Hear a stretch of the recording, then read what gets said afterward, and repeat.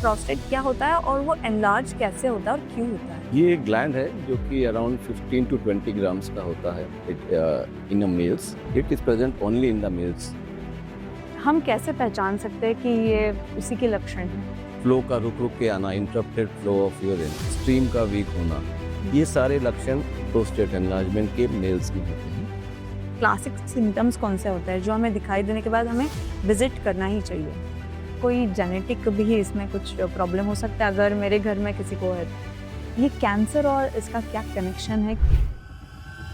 Prostate cancer और prostate enlargement दोनों अलग चीज़ हैं. प्रोस्टेट कैंसर में एबनॉर्मली सेल्स और जो कैंसर सेल्स जो होते हैं वो पूरी जगह में स्प्रेड हो जाते हैं.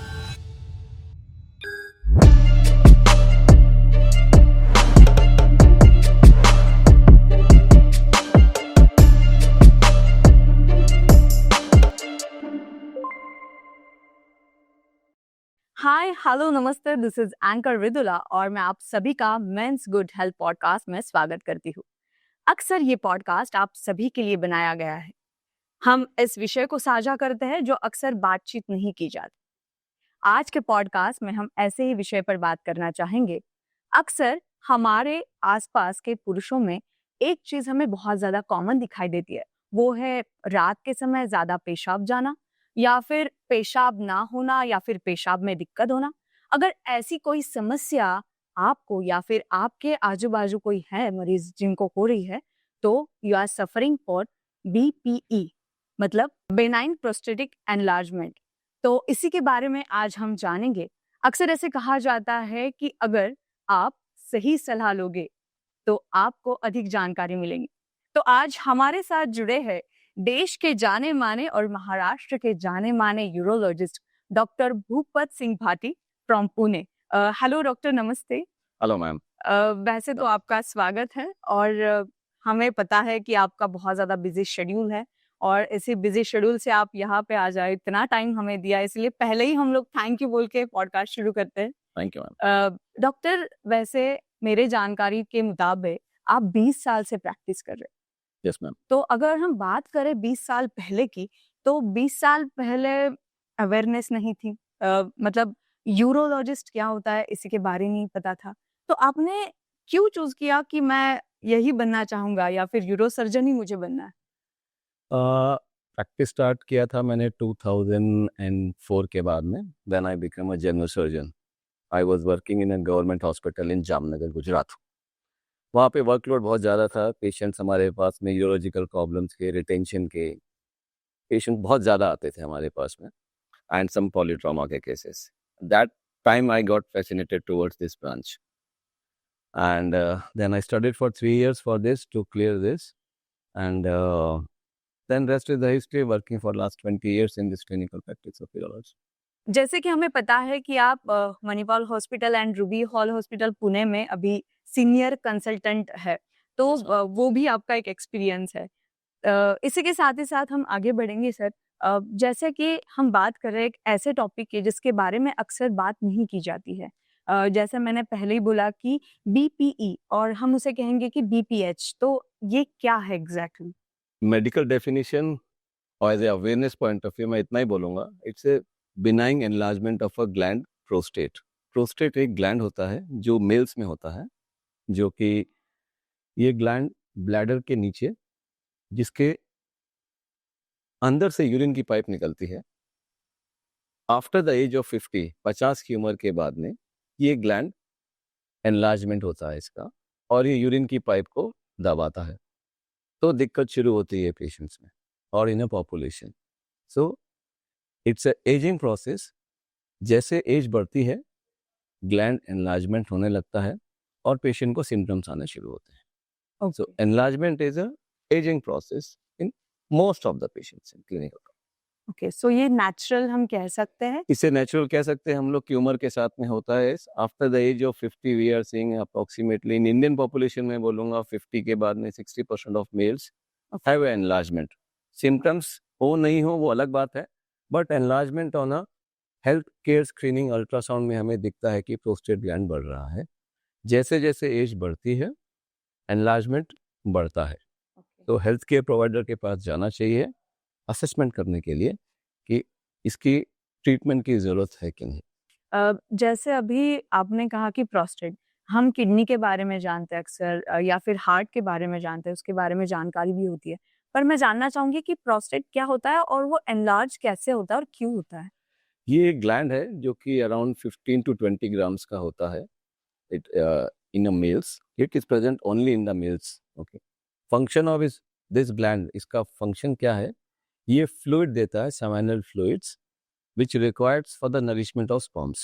So इसकी importance is during the phase of fertility है, after the age of 50 ये gland because of aging process, lack of hormones like a testosterone जैसे काम होना शुरू होता है, इसकी enlargement शुरू होती है। Enlargement means कि prostate के normal cells they start grow more than the normal, so it is a outgrown of the normal cells after the age of 50। तो इस वजह से दिक्कत आनी शुरू होती है, ग्लैंड बढ़ना शुरू करता है, यूरिन की पाइप जिसको हम लोग मेडिकल टर्म में यूरेथ्रा बोलते हैं, इसको ये दबाना शुरू करता है, तो पेशेंट को डिफिकल्टीज शुरू होती हैं, दिक्कत शुरुआत होती है। जैसे आपने अभी कहा कि दिक्कत शुरुआत होती है, तो हम कैसे पहचान सकते हैं कि ये उसी के लक्षण हैं? अगर आप उम्र के हिसाब से मैं बताऊं, 50 के बाद में अगर आपको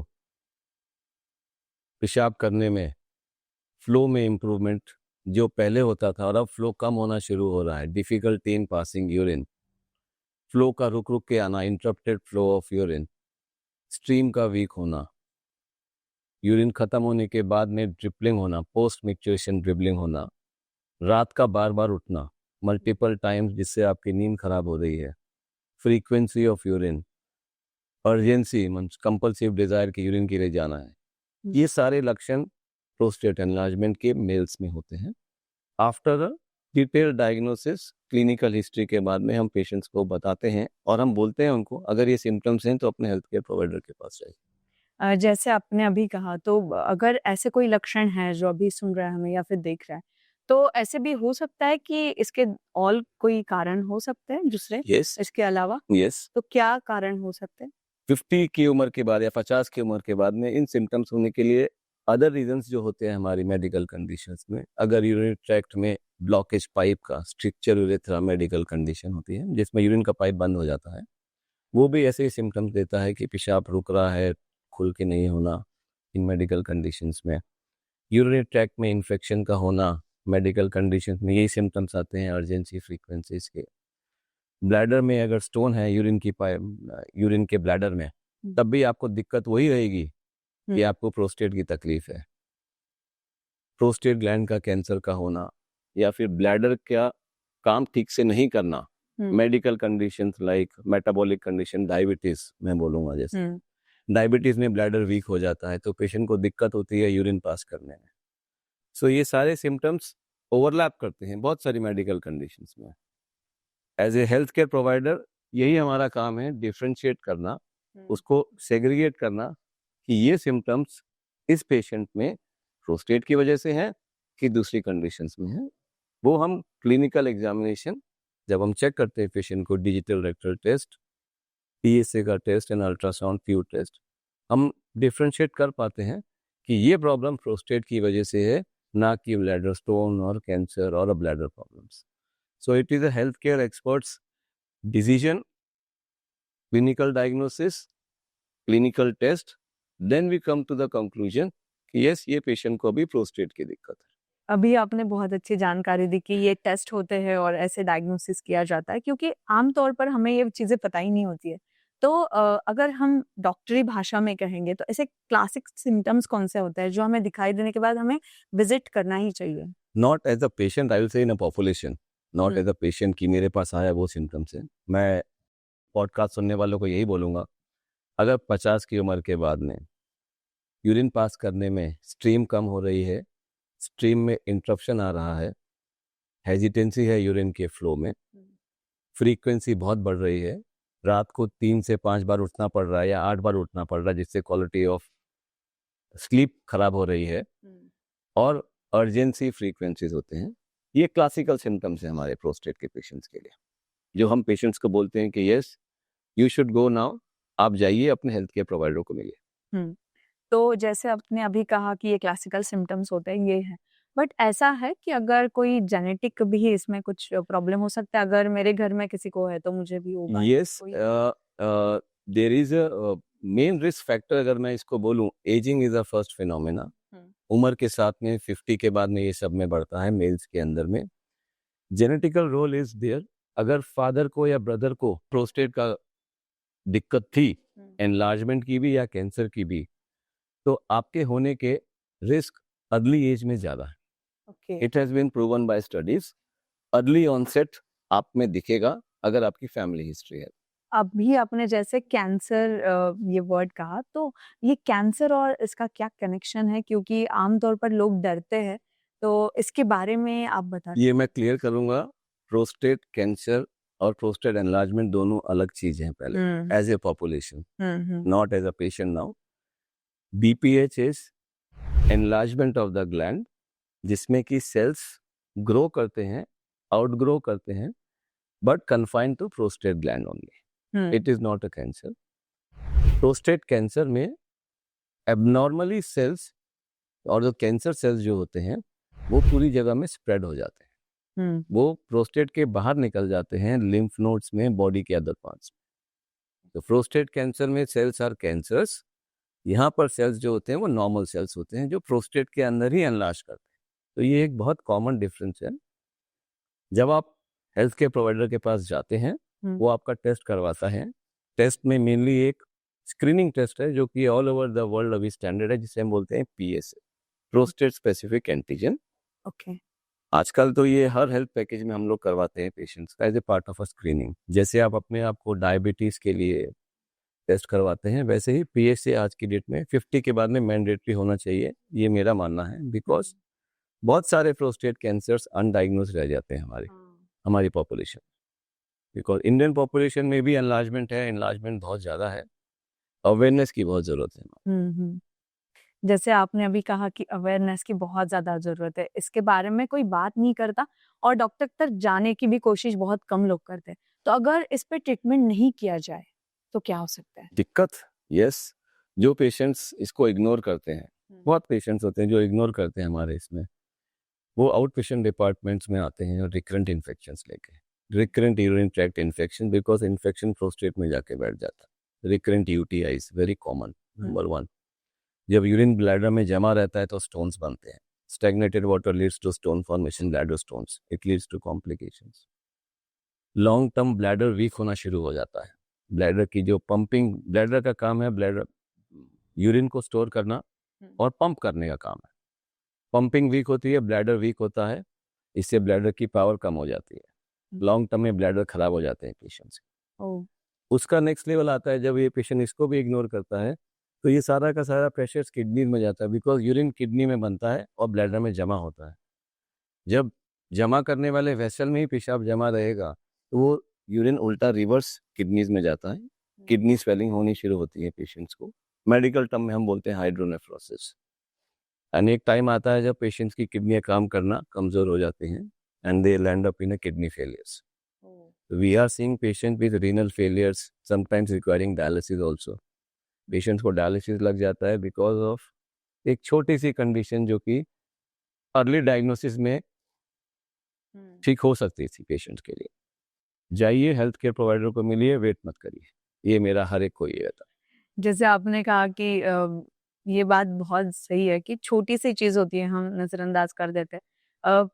अभी आपने जैसे कहा कि ऐसे बहुत सारे पेशेंट्स भी होंगे और मिथ्स भी होते हैं ना। जैसे कि अभी डिजिटल ज़माना है, हम कहते हैं सोशल मीडिया है, तो सोशल मीडिया वाले कुछ मिथ्स चलते हैं कि ऐसा होता है, वैसा होता है। तो ये कुछ मिथ्स के बारे में आप क्या कहोगे कि किसकी बातें सुननी चाहिए ज़रूरी?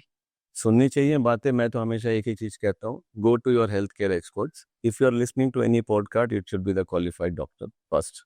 Listen to him and go to your general practitioner first. He will give you the better guide, and then if he feels it needs to be treated by the specialist urologist, then he will guide you. But हर एक के opinions मत लीजिए. Listen to the podcast. Whoever is a qualified, everybody is giving a knowledge, but go and meet your trusted family physician or health care provider first. Then they will guide you to the doctors because knowledge बहुत है, right knowledge मिलना जरूरी है. Exactly. Yes. जैसे आपने कहा knowledge है but right knowledge, जैसे अभी मुझे बहुत सारी चीजें अभी क्लियर होती है. तो अभी एक चीज है, जैसे आपने अभी कहा कि किडनी स्टोन के बारे में हम बात करें. अगर हमें किडनी स्टोन है अर्ली एज में, तो इफ एनी चांस कि हमें ये भी प्रॉब्लम हो जाएगा? Kidney stone is not directly connected with these things. It is usually a bladder stone अगर आपको हो रहा है लॉन्ग टर्म में, वो इससे कनेक्टेड है. क्योंकि जब यूरिन पेशाब जमा रहता है ब्लैडर के अंदर में, स्टैग्नेशन रेसिड्यू, मेडिकल टर्म में हम लोग बोलते हैं पोस्ट वॉइड रेसिड्यू, मतलब यूरिन आप पास नहीं कर पा रहे, दिक्कत हो रही है आपको पेशाब करने में, उससे आपको स्टोन्स बन रहे हैं.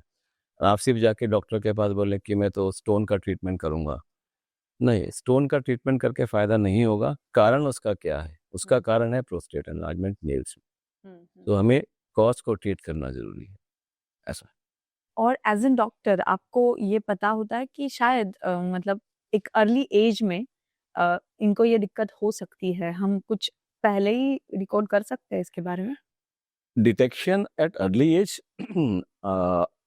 enlargement is not usually before 40, number one. Symptoms आज की डेट में post Covid very common symptoms mimic हो रहे हैं आजकल because lifestyle, sitting habits for long hours, everybody is sitting, young generation working on the ITs and sitting jobs.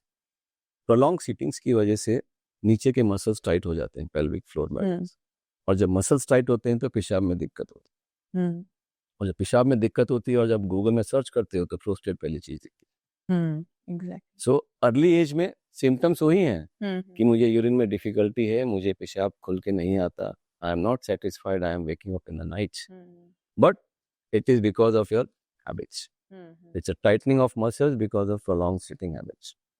Symptoms आते हैं early stage में, यस, बट यूजुअली आप 40 के नीचे ये symptoms because of sitting habits और occupational hazards, I would say prolong, कोई अगर ड्राइविंग इंडस्ट्री में है, sitting jobs for long hours, physical inactivity है, मॉर्बिड ओबेसिटी है, अगर आप एक्सरसाइज नहीं करते हैं, लाइफस्टाइल आपका ऐसा है, तो आपकी मसल्स आर वेरी टाइट, आपके सिम्टम्स मेल्स में वही भी मेक करेंगे. हेल्थ केयर प्रोवाइडर आपको डिफ्रेंशिएट कर पाएगा, is it a prostate problem और is it a other problems. आपको अर्ली स्टेज में होता है, answer is yes. You get symptoms nowadays and post covid बहुत कॉमन है हमारे पास में. पेशेंट्स आते हैं दिक्कत लेके सोनोग्राफी में कि यार मेरा प्रोस्टेट बढ़ रहा है, but symptoms are usually because of this. So we need to target the problem first, not the prostate. जैसे आपने अभी कहा कि अभी पोस्ट कोविड के बाद ये अर्लियर भी है, तो ऐसी कौन सी चीजें हमें ध्यान में रखनी चाहिए और चेंजेस लाने चाहिए लाइफ में, जो हम करके ये सारी चीजें अवॉइड कर सकते हैं? बहुत अच्छा क्वेश्चन है. मैं एवरीडे इन अ पॉपुलेशन और मेरे फ्रेंड्स में और सर्कल में भी यही बोलता हूँ कि अर्ली स्टेज में अगर आपको ये दिक्कत आ रही है यूरिन के अंदर में, दैट मीन्स आपका लाइफस्टाइल चेंज करना है सबसे पहले. तो exercise very important. If you habit, अगर आपकी हैबिट है sitting for long hours, take a breaks. Number 2 very important, sitting है, जाइए वॉक करके आइए, फिर बैठिए आके सीट पे. अगर सिटिंग जॉब ही है तो 2 मिनट उठिए, फिर से बैठो. Mobility, relaxation of the muscles is very important. I emphasize on yoga also in the young patients. Do yoga exercises, pelvic floor stretching exercises. It works quite well. Lifestyle modification में अगर आप, alcohol and smoking is very much connected. I tell patients to restrict these things because they have a direct connections with these problems. Limit that. जैसे कि आपने अभी कहा कि young generation में ये सारी चीज़ें बढ़ रही है, और सेकेंड थिंग इज विपिंग, जैसे हम आमतौर पर हुक्का कहते हैं, तो अभी ये यंग जनरेशन में बहुत ज़्यादा हमें दिखाई दे रहा है, तो इसके क्या नुकसान है? इसके इफेक्ट्स per se bladder पे, when you are in a feel good factor, when you are doing all these things, you are relaxed. So once you are relaxed, your bladder is also relaxed. Simple. When a bladder is relaxed, it is storing more. और वो इतना store कर रहा है कि उसको week कर रहा है लॉन्ग टर्म में. So it makes a bladder weak. So I suggest everyone, इसको कम करिए. यही आप बोल सकते हो अभी फिलहाल तो कि इसे कम करिए. तो इसका इफेक्ट डायरेक्ट कनेक्शन यहीं पे आता है कि ये ब्लैडर को वीक कर. It is relaxing, you feel better. Overfilling of bladders. आप जहाँ नॉर्मल एडल्ट ब्लैडर कैपेसिटी हमारी 300 होती है मेल और फीमेल के अंदर में, once you take these substances it relaxes everyone, bladder start getting over a period of time stretch होके overfill 500 600 800 cc of bladders हो जाते हैं, and long term में आपको आज नहीं मालूम चलेगा इसके बारे में, 20 years down the line bladder will become weak and you will be dependent on some drainage pipes. It's a dreaded things in the long term. Short term में नहीं मालूम चलता because we are young, Yes. but yes we should take care of all these things for future. अगर young जो हम कहते हैं कि आज की जनरेशन और यूथ आप अगर सुन रहे हो तो ये बात आपके लिए ज़रूर है। आपने जैसे कहा अभी कि ड्रिंकिंग चल सकता है ऐसे हम कहेंगे बट लिमिटेड, लिमिट में तो वैसे ही अभी बहुत सारे सॉफ्ट ड्रिंक्स होते हैं या फिर कोल्ड ड्रिंक्स होते हैं आमतौर पर, तो इसका कुछ अमाउंट होता है, इतनी अमाउंट तक हमें लिक्विड इनटेक करना चाहिए? और See, liquid intake मेरा water consumption should be at least 3 liters. एक normal adult for hydration point of view, अगर आप एथलीट हैं, आप स्पोर्ट्समैन हैं, तो आप क्वांटिटी 3 से 4 लीटर भी 5 लीटर भी ले सकते हो। और normal adult 3 litre is good enough.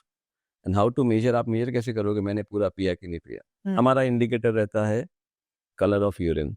हम पेशेंट को ये बताते हैं कि अगर यूरिन का कलर आपका कलर ऑफ वाटर है, दैट मीन्स आपका हाइड्रेशन अच्छा है। Cold drinks, soft drinks, hard drinks, all drinks are good in a limited way but all leads to dehydration. ये स्टिमुलेंट्स हैं सारे के सारे in one or the other forms. तो मैं स्ट्रॉन्ग प्रोपोनेंट नहीं करता इनका। लिमिट में पीजिए जितना आपको एंजॉयमेंट के लिए ठीक लगे।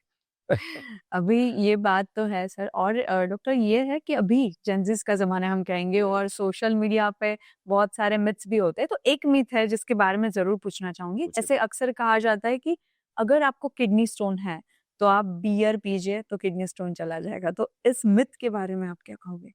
सबके लिए है, दिन में 10 बार बोलता हूँ यही बात, it's a pure myth. Beer पीने से किसी की पथरी नहीं जाती, it is a myth in the society. Beer खाली आपको फील गुड फैक्टर देता है, यूरिन का प्रोडक्शन बढ़ाता है ये, but again this drink also leads to dehydration, जिससे क्रिस्टल्स जमा होते हैं, on a long run it leads to stone formation. So beer drinking is not a for stone to passage, it is a feel good factor. हर dose जरूरी है, simple. Every day we see, मेरे दोस्त ने बोला उसकी पथरी निकल गई, वो पानी पीने से भी निकल जाती है। अगर 3 mm की 5 mm की थी, बिकॉज आप पानी भी उतना पियोगे तो आपको प्रेशर जनरेट करना है। छोटे पत्थर होते हैं 4 मिलीमीटर 5 मिलीमीटर 6 मिलीमीटर, आपके पानी पीने से भी जा सकते हैं। खाली बियर के नाम पे पीना is not a good thing. आपको अच्छा लगता है पीना, that is a different thing, that is your preference, but stone के लिए पीना आई वोंट रिकमेंड। अब एक सेकंड मिथ है जो कि सोशल मीडिया पे है कि बीपीएच क्या अपनी सेक्सुअल लाइफ पे भी इफेक्ट करता है या फिर उसका कुछ कनेक्शन है? लेट मी रिफाइन दैट कि it is not a myth, it is connected. In a way it is not directly connected, दोनों अलग चीजें हैं। Enlargement of prostate is ageing process. The risk factor जो होते हैं हमारे सेक्सुअल लाइफ के लिए भी, पेशेंट के इरेक्टाइल डिसफंक्शन या lack of libido, risk factors थोड़े कॉमन हैं। जैसे कि जैसे उम्र बढ़ती है, एजिंग प्रोसेस, प्रोस्टेट बढ़ता है, वैसे ही एजिंग प्रोसेस के साथ में मेल्स में लैक ऑफ टेस्टोस्टेरोन हार्मोन्स होता है। सो पेशेंट की sexual desire and erectile dysfunctions होने शुरू होते हैं 50 और 60 के बाद में। सो पेशेंट को लगता है कि प्रोस्टेटिक एनलार्जमेंट की वजह से मेरी सेक्सुअल लाइफ खराब हो रही है, वैसा नहीं है। ये risk factors are common, number 1 reason. Second, yes, जो दवाइयाँ हम देते हैं मेडिकल थेरेपी में फॉर प्रोस्टेट पेशेंट्स के लिए, उनके साइड इफेक्ट प्रोफाइल्स में यस है। ड्रग्स जो हम प्रोस्टेट साइज कम करने के लिए देते हैं, उससे लिबिडो में फर्क पड़ता है in few subset of patients. और जिन पेशेंट्स को यूरिन में दिक्कत होती है, हम अल्फा ब्लॉकर नाम के ड्रग्स देते हैं, उसकी वजह से इजैकुलेटरी डिसफंक्शंस होते हैं in few subset of patients. So in that way it is connected कि यस, पब्लिक परसेप्शन की बीपीएच की वजह से सेक्सुअल लाइफ इफेक्ट होती है, नहीं, but yes it is a connected with that in a certain ways. आपको रात को बार बार उठना पड़ रहा है, दिक्कत है, आपकी नींद पूरी नहीं हो रही बिकॉज आप यूरिन के लिए बार बार जाते हो, स्लीप डिस्टर्ब हो रही है, आपकी थकान, कमजोरी, lack of confidence, anxiety leads to sexual problems. Answer is yes. In that way, it is connected, but not directly कि enlargement of prostate causing sexual problems. Answer is no. BPH का आप कभी मेडिकली कैसे आप उसको treatment करते हो basically, और क्या ट्रीटमेंट्स होती है, जैसे कि सर्जरी या फिर कुछ मेडिसिन होते हैं, तो ये आप कैसे डिसाइड करते हो और ये क्या प्रोसेस है?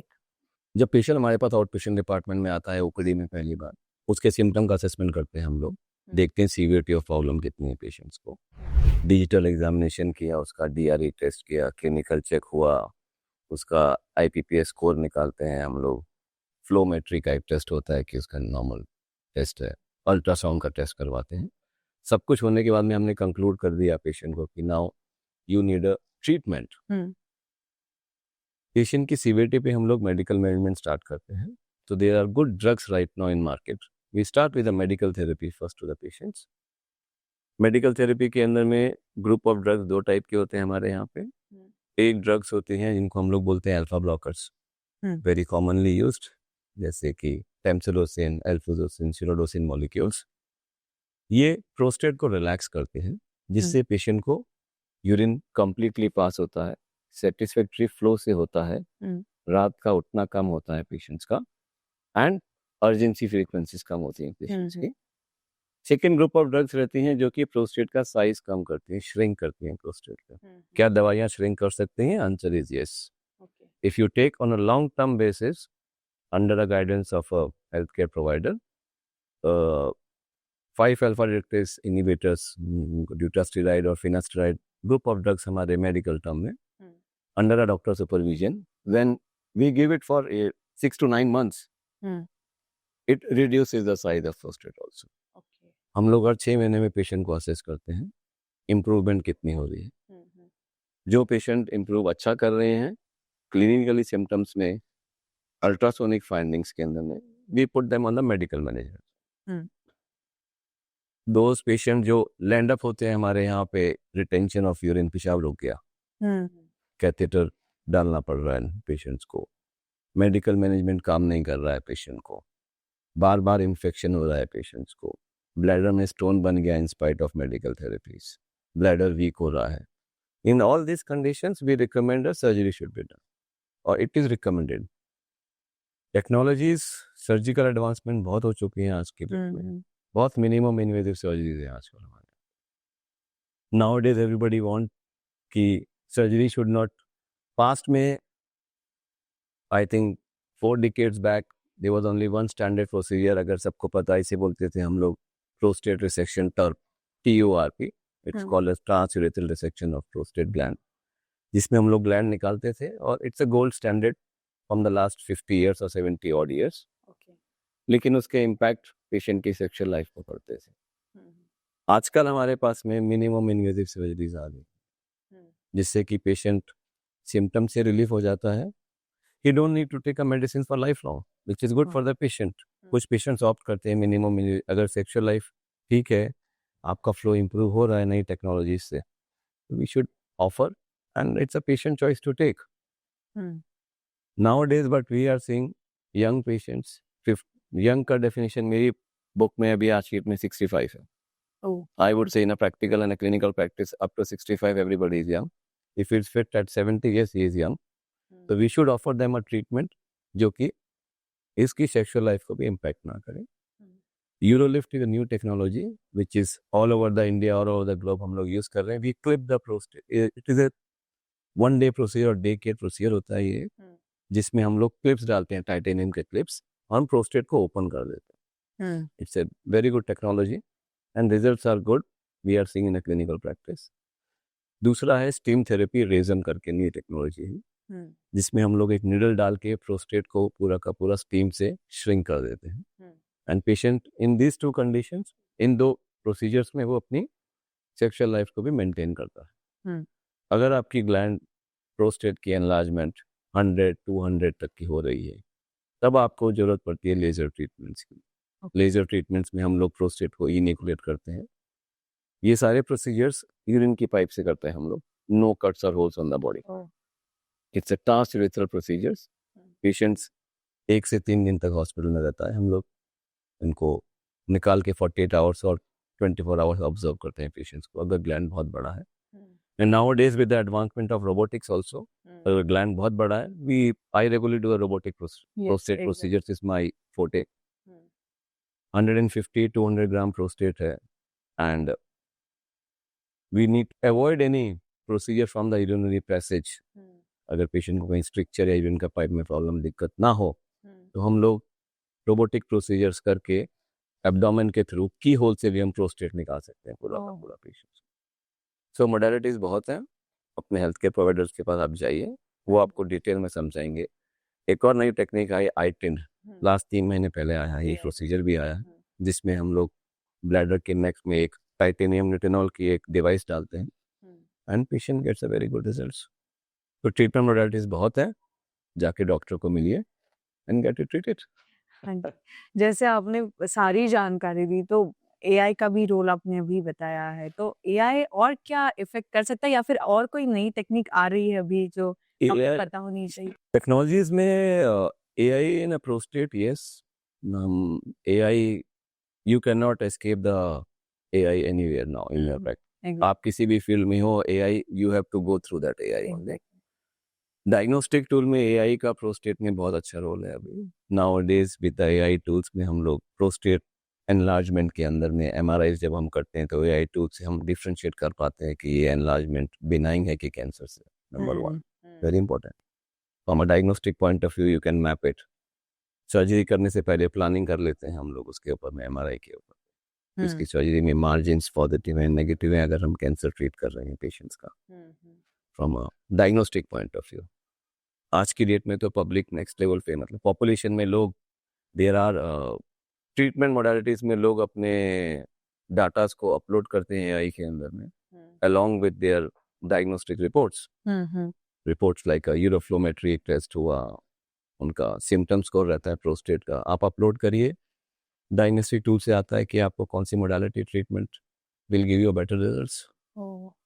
टेक्नोलॉजी, बट मैं रिकमेंड करता हूँ करिए आप ये सब, but at the end go to your health care provider to know about की whether it is going to give you the good results और नॉट। असेस करिए एआई से सब कुछ। We have a good diagnostic tools in AI to diagnose. आप prognosticate कर सकते हो अपनी प्रॉब्लम को, कि मैंने अपना डाटा डाला, मेरी प्रोस्टेट के लिए मुझे गोली खानी चाहिए कि ऑपरेशन है, मेरे को रिजल्ट्स कैसे मिलेंगे लॉन्ग टर्म में। Knowledge is good, but under a supervision of your urologist. This is what I would से। एग्जैक्टली, आपने जैसे कहा कि ये बहुत ज़्यादा इम्पोर्टेंट है। अभी आज का पूरा ही पॉडकास्ट आपने बहुत ज़्यादा इंफॉर्मेटिव हमें बताया, पर जाते जाते मैं ये पूछना चाहूँगी कि आपने जो ट्रीटमेंट हमें अभी बताया है, वो क्या आप ही खुद, मतलब आपके क्लिनिक में, या फिर आप प्रैक्टिस करते हो? Yes, it is a day-to-day practice. Exactly. For last so many years, we are doing the same thing. I work in Ruby Hall and Manipal Group of Hospitals. I am doing these procedures on a regular basis. जी, तो अगर आपसे कोई consult करना चाहता है, तो वो कहाँ आपसे मिल सकता है? Yes, you can consult me in Eurozone. I'm a director at Eurozone in Viman Nagar, Pune. I'm working in a Manipal Group of Hospitals, Karari, and a Ruby Hall Clinic, Station Road. I'm available daily in these areas. तो अभी आपको भी कोई दिक्कत है तो ज़रूर एक बार सलाह लेनी ज़रूरी है। जाते-जाते, क्योंकि अभी लास्ट है, तो जाते-जाते आप क्या संदेश देना चाहोगे हमारे दर्शकों के लिए और हमारे लिसनर्स के लिए? मेरा take home message, that is what you want to know. Yes, take home message for all prostate patient is, I would say, number 1, stay healthy, stay fit. Diet में मैं बोलूँगा take a balanced diet, should be rich with the vegetables. Limit alcohol, smoking, and red meat. Red meat has a strong connection with the prostatic enlargement. And your supplements take omega-3 fatty acid. It has shown a positive results in patients. From exercise, मैं हर patient को बोलता हूँ मेरे कि at least 25 to 30 minutes of any form of exercise. It could be walking to my senior citizens. आपको treadmill पे चलना है, ट्रेडमिल करिए, योगा करिए. These things relaxes your muscles. आपका यूरिनेशन करने में ईज ऑफ होगा इसमें. एंड पेल्विक फोर्स स्ट्रेंथनिंग करिए अगर आपको यूरिनरी कंट्रोल में प्रॉब्लम है तो. It works quite well. Lastly, yes, role of yoga and meditation also. Meditation works, it relaxes your body. And once your body relax, you are able to easily pass on migraines. Modify your intake. Very commonly, I tell all my patients, modify the water intake. That means 6 बजे के आपने कम पानी पीजिए. आप पानी कम पियोगे तो रात का प्रोडक्शन कम होगा आपका. Avoid constipation because constipation की वजह से दिक्कत बहुत आती है पेशेंट्स को रात में. So your diet should be balanced. Take home message. Long term use of अगर मेडिसिन हैं, they are few very common medicine. Cough cold के लिए बोलते हैं हम लोग, कफ सिरप्स वगैरह. एल्डरली पेशेंट्स में हेल्थ केयर प्रोवाइडर की गाइडेंस में ही लीजिए, बिकॉज उनसे रिटेंशन होता है एंटी हिस्टामिनिक ड्रग्स वगैरह से. Last is if you have symptoms, consult your doctor and stay healthy, stay fit. Thank you so much once again doctor, क्योंकि आपका इतना ज़्यादा बिजी शेड्यूल होते हुए भी आपने इतना सारा हमें टाइम दिया. Thank you so much once again. आप भी हमारे साथ जुड़ सकते हो ऐसे ही जानकारी के लिए. तो आज ही हमारा पेज मेंस गुड हेल्थ को फॉलो सब्सक्राइब करना ना भूलेगा. हम लोग इंस्टाग्राम एंड यूट्यूब पर भी अवेलेबल हैं. आज के पॉडकास्ट में इतना ही. आगे मिलते हैं नए पॉडकास्ट के साथ. धन्यवाद.